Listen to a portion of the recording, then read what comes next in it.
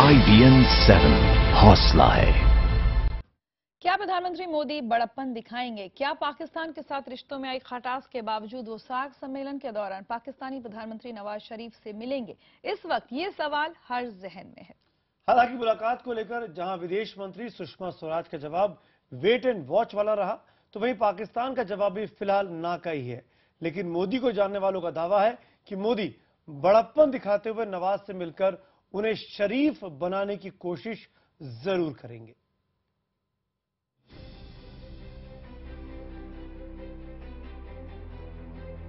मोदी दिखा सकते हैं बड़प्पन, भारत फिर निभा सकता है बिग ब्रदर का रोल।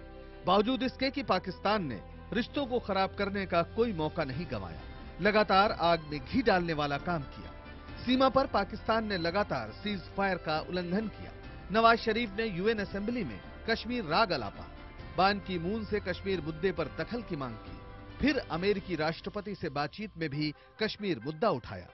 लेकिन तमाम ऐसी हरकतों को दरकिनार करते हुए मोदी एक बार फिर शरीफ को गले लगा सकते हैं। नेपाल में सार्क बैठक के दौरान उनसे मिल सकते हैं। प्रधानमंत्री मोदी सार्क सम्मेलन में शिरकत करने के लिए 25 नवंबर की दोपहर काठमांडू पहुंच रहे हैं। पीएम मोदी 27 नवंबर की दोपहर तक नेपाल में रहेंगे। दोनों नेताओं के बीच हालांकि किसी द्विपक्षीय मुलाकात का कोई औपचारिक कार्यक्रम तो नहीं है, लेकिन माना जा रहा है मोदी नवाज शरीफ से भी मिलेंगे। हालांकि दोनों देशों की ओर से इस बारे में फिलहाल कोई ऐलान नहीं किया गया है।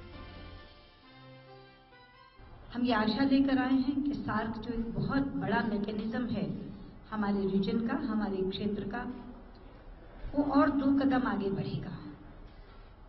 बहुत अच्छी बातचीत होकर के कुछ अच्छे निर्णय हम लोग कर सकेंगे। ये सब चीजों के लिए कल तक इंतजार करिए। When is the meeting with Mr. Modi? No plans yet. When are you meeting? Will you have a talk on the sideline with Mrs. Sushma Swaraj tomorrow? If she requests, I will. There is no word yet. At the moment, no. Sushma Swaraj के बयान पर गौर कीजिए। उन्होंने कहा कि इंतजार कीजिए। दरअसल मोदी की विदेश नीति में बात करो तो बात बने की झलक तभी साफ नजर आ गई थी जब उन्होंने अपने शपथ ग्रहण पर आधे सार्क देशों के राष्ट्राध्यक्षों को बुला लिया था। उनकी विदेश नीति में पड़ोसियों से बेहतर रिश्ता बेहद अहम है। इसलिए भी माना जा रहा है कि पाकिस्तान की तमाम गलतियों को दरकिनार करते हुए मोदी फिर नवाज से मिलेंगे। यही नहीं, सार्क में सभी नेता एक दूसरे से मिलते हैं, ऐसी परंपरा भी है। ये मुलाकात अगर औपचारिक ना हो तो भी अनौपचारिक मुलाकात तो होती ही है।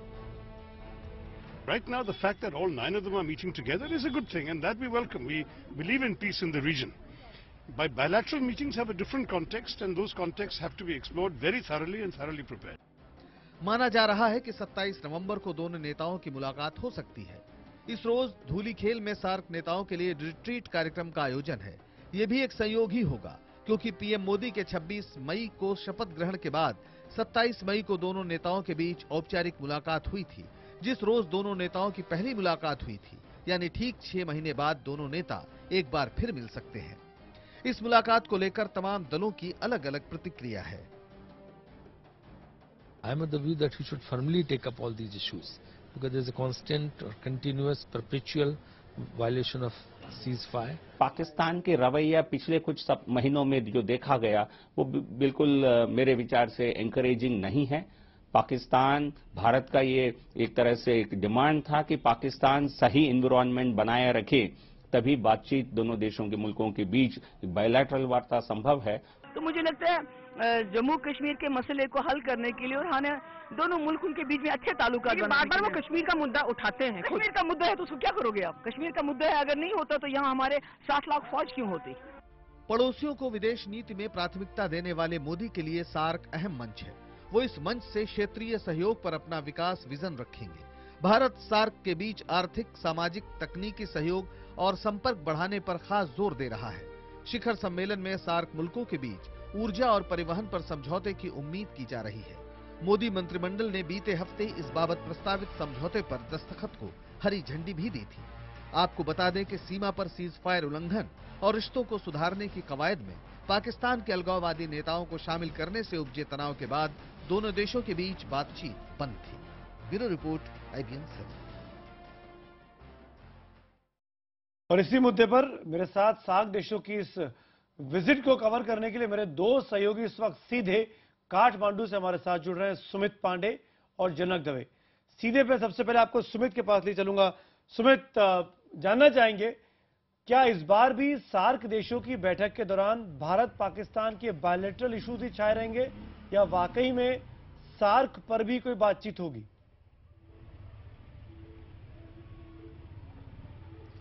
देखिए, इतिहास इस बात का गवाह है। इसी काठमांडू में एक समय ऐसा भी था कि जब भारत पाकिस्तान के संबंध खराब थे और एक मुलाकात में और एक हैंडशेक में काफ़ी कुछ चीज़ें बदल दी थी जब मुशर्रफ और वाजपेयी जी थे, और उसकी काफ़ी अहमियत मानी गई थी।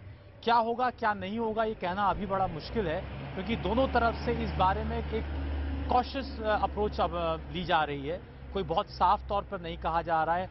इनफैक्ट सुबह जब हमने कोशिश की, जब मीटिंग चल रही थी सार्क के फॉरेन सेक्रेटरीज की, इंडिया और पाकिस्तान के फॉरेन सेक्रेटरी से बात करने की, और दोनों की तरफ से बहुत स्पष्ट हमें संकेत मिला कि वो इस बारे में फिलहाल कुछ नहीं कहना चाहेंगे। लेकिन सुषमा स्वराज के स्टेटमेंट ने शाम को जब वो काठमांडू आई तो एक सस्पेंस जरूर बरकरार रखा, एक एम्बिग्यूटी थी उनके स्टेटमेंट में।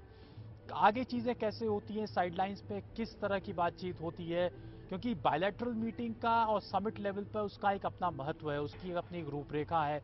क्या कोई कॉन्क्रीट चीज़ यहाँ से लेके जाएंगे दोनों देश, ये बहुत महत्वपूर्ण है। और इस संदर्भ में पाकिस्तान ने भी अपनी नीति या अपनी बात जो है, नवाज शरीफ ने पिछले ही हफ्ते मुजफ्फराबाद में एक एड्रेस में कही थी कि पाकिस्तान कुछ भी इस बारे में बातचीत करेगा तो कश्मीर के रिप्रेजेंटेटिव जिनका उनका ताल्लुक हुर्रियत की तरफ से था, उनसे बातचीत करके करेगा, यानी कि वो अपनी पॉलिसी पे कायम थे।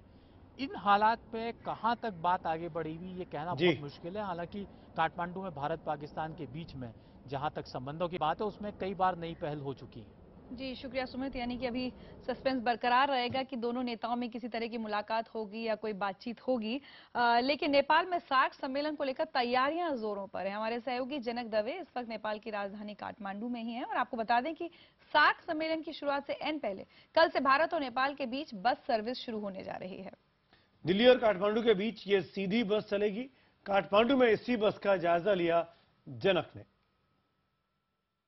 भारत और नेपाल के बीच मजबूत रिश्तों की एक कड़ी जुड़ने वाली है 25 तारीख को, जब भारत और नेपाल के बीच में बस सर्विस शुरू होगी। हालांकि बस सर्विस पहले से चल रही है, लेकिन ये प्राइवेट प्लेयर्स यहाँ पे चलाते रहे हैं, जिसकी बस सर्विस इतनी अच्छी भी नहीं रहती और बसेस भी अच्छी नहीं रहती थी। लेकिन पहली बार गवर्नमेंट का इन्वॉल्वमेंट बढ़ा और 25 तारीख को दोनों प्रधानमंत्री नरेंद्र मोदी और नेपाली प्रधानमंत्री दोनों साथ में इस बस को यहां से इनॉग्रेट करेंगे। यहां पे ये Nepal India friendship passenger bus service यहां से चलेगी, वो दिल्ली के लिए रवाना होगी। वहीं दिल्ली से भी एक बस चलेगी, वो काठमांडू के लिए रवाना होगी। आपको मैं बताता हूं अंदर की तस्वीरें कि किस तरीके से ये बसेस यहाँ पर लग्जूरियस बनाई गई है। पहले जो बसेस चलती थी वो तक लग्जूरियस नहीं थी। यहाँ पे पुशबैक सीट्स यहाँ पे देखने को मिल सकती है आपको, और 36 से 38 सीटें यहाँ पर बनाई गई, जिसका पहले रिजर्वेशन होगा, उसके मुताबिक यहाँ पर चलेंगे। और 25 तारीख को दोनों प्रधानमंत्री मिलकर इस बस को फ्लैग ऑफ करेंगे। क्या कुछ बस सर्विस के पहले तकलीफें थी, हमारे साथ चंद्र जी हैं, उनसे बात करते हैं, जानना चाहेंगे क्या दिक्कतें थी पहले की बस सर्विसेज में और अब ये जो नई बस बनी है उसमें कितना बदलाव देखने को मिल रहा है आपको? बस तो कल से चलने वाली है, इसमें इतना बदलाव तो हमें अभी तक नहीं देखा, लेकिन हमें में ये हर्ष, ये उन्माद हो रहा है, खुशी हो रहा है कि हम कल से ये गवर्नमेंट की तरफ से बस चल रहा है, इसमें दोनों देश की रिश्ता पक्का हो जाएगी, अच्छा हो जाएगी। और ये यात्रु जो नेपाली और इंडियन होता है, ये सब में एक कॉन्फिडेंस है। हम नेपाल की तरह, गवर्नमेंट की तरह हम इस काठमांडू से दिल्ली तक जाएंगे और दिल्ली से काठमांडू तक आएंगे। पहले की बस और इस बस में कितना अंतर है खास? इसमें खास अंतर तो नहीं, अंतर तो ये है कि हम ये जाएंगे कि हम गवर्नमेंट की तरह से अब चल रहे हैं। तो ये लग्जूरियस बनाएंगे पहले से मुकाबले? हाँ, पहले से काफी लग्जरी है। तो ये देखा, जैसे ये भी बता रहे हैं कि दोनों के बीच रिश्तों में जो गर्माहट है वो शायद ये देखने को मिलती है यहाँ पर, और तभी एक नया आयाम यहाँ पर देखने को मिलेगा। कल से ये जो बस 25 तारीख को जो चलेगी वो भारत और नेपाल के बीच रिश्तों को और मजबूत करेगी। कैमरामैन राजन के साथ जनक दवे, काठमांडू, IBN 7। चलिए चलते हैं जनक के पास। जनक, आपने बस का जायजा तो ले लिया, सुरक्षा के किस तरह के इंतजामात हैं वहां पर? काफी कड़ी होगी जाहिर सी बात है, क्या देख रहे हैं आप?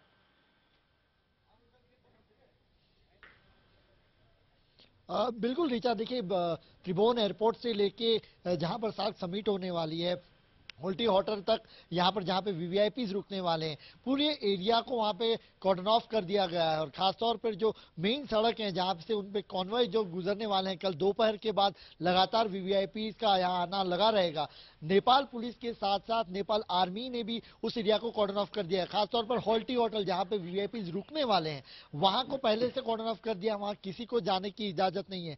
तो सुरक्षा को लेकर काफी चाक चौबंद यहाँ पर इंतजाम किए गए हैं। और खासतौर पर प्रधानमंत्री मोदी को लेकर यहाँ के लोग काफी उत्साहित हैं। ऋचा, आज सुबह से जब हम, चाहे वो हम पशुपतिनाथ मंदिर गए हो या फिर उन सड़कों का हमने जहाँ पर जायजा लिया हो, सब लोग वही पूछ रहे थे कि क्या मोदी जी आने वाले हैं। मोदी की एक झलक पाने के लिए शायद पहली बार, जब ये दूसरी बार होगा जब 3 महीने के भीतर ये दूसरी मीटिंग है प्रधानमंत्री मोदी की, पहली बार आप यहाँ पर आए, तब भी लोग काफी उत्साहित थे। और एक लिहाज से कहें कि लोगों के दिल जीते थे, तो लोग काफी उत्साहित है प्रधानमंत्री नरेंद्र मोदी की ये विजिट को लेकर। जी चलिए, जनक और सुमित, आप दोनों का शुक्रिया। हम आपके साथ लगातार संपर्क में रहेंगे और सार्क सम्मेलन पर यह सबसे बड़ी कवरेज आप नेटवर्क 18 पर देख पाएंगे, सबसे पहले और सबसे ताजा अपडेट्स के साथ। बहरहाल बढ़ते हैं अगली खबर की तरफ। एक कदम आगे तो 2 कदम पीछे। भारत और पाकिस्तान के रिश्ते कुछ ऐसे ही रहे हैं। दोनों के बीच 25 अगस्त को विदेश सचिव स्तर की बातचीत होनी थी, लेकिन पाकिस्तान के उच्चायुक्त की कश्मीर के अलगाववादी नेताओं से मुलाकात के बाद वो रद्द कर दी गई। भारत के ऐतराज के बावजूद पाकिस्तान उच्चायुक्त ने इन नेताओं को मिलने का न्योता दिया था।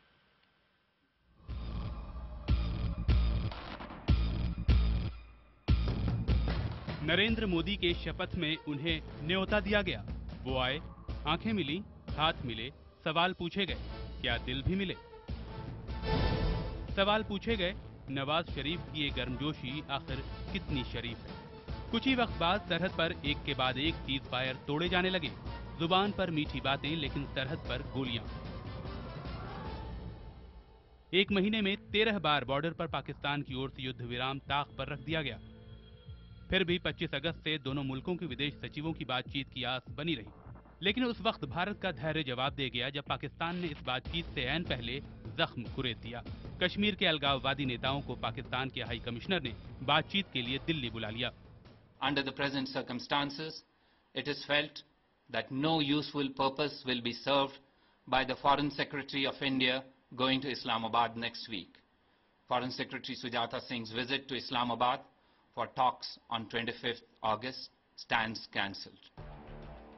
विदेश सचिवों की बातचीत रद्द करने को मोदी सरकार का पाकिस्तान को लेकर कड़ा संदेश था। विदेश मंत्रालय के बयान में दर्ज शब्दों से ये अंदाजा साफ हो गया। बयान में लिखा था, प्रधानमंत्री नरेंद्र मोदी ने अपना पदभार संभालने के पहले ही दिन मई महीने में पाकिस्तान के साथ अच्छे रिश्तों की पहल की थी, लेकिन कथित हुर्रियत के नेताओं के साथ पाकिस्तानी हाई कमिश्नर की मुलाकातों ने इस पहल को धक्का पहुंचाया है। एक ऐसे वक्त पर जब भारत सरकार दोनों मुल्कों के बीच दोस्ताना बनाने के लिए गंभीर कोशिशें कर रही है, निरंतर बातचीत की रुकी हुई प्रक्रिया को दोबारा शुरू कर रही है, ऐसे वक्त पर कथित हुर्रियत नेताओं को पाकिस्तान के हाई कमिश्नर का बातचीत का न्योता खुद पाकिस्तान की ईमानदारी पर सवालिया निशान लगाता है। ये हरकत बताती है कि पाकिस्तान भारत को लेकर अब भी नेगेटिव रुख रख रहा है और हमारे आंतरिक मामलों में दखल देने की उसकी कोशिशें भी जारी हैं। भारत का रुख साफ था, पाकिस्तान रिश्ते सामान्य करना ही नहीं चाहता, इसीलिए जानते बूझते सीज फायर तोड़ा गया और आंतरिक मामलों में दखल दिया गया। पिछले कुछ दिनों में पाकिस्तान द्वारा कई स्थानों पर जानबूझ के सीज फायर का उल्लंघन हो रहा है और ये सीज फायर का जो उल्लंघन है, ये पहले एलओसी पे होता था, आजकल इंटरनेशनल बॉर्डर पे भी हो रहा है। भारत ने पाकिस्तान को याद दिलाया कि द्विपक्षीय मसलों का समाधान शिमला समझौते और लाहौर घोषणा पत्र के दायरे में ही मुमकिन है। साफ है, सरहद पर पाकिस्तान की गोलीबारी ने भी आग में घी का काम किया। इसीलिए प्रधानमंत्री मोदी ने लद्दाख में पाकिस्तान के प्रॉक्सी वॉर यानी छद्म युद्ध की तीखी आलोचना की थी। Bureau report, IBN 7।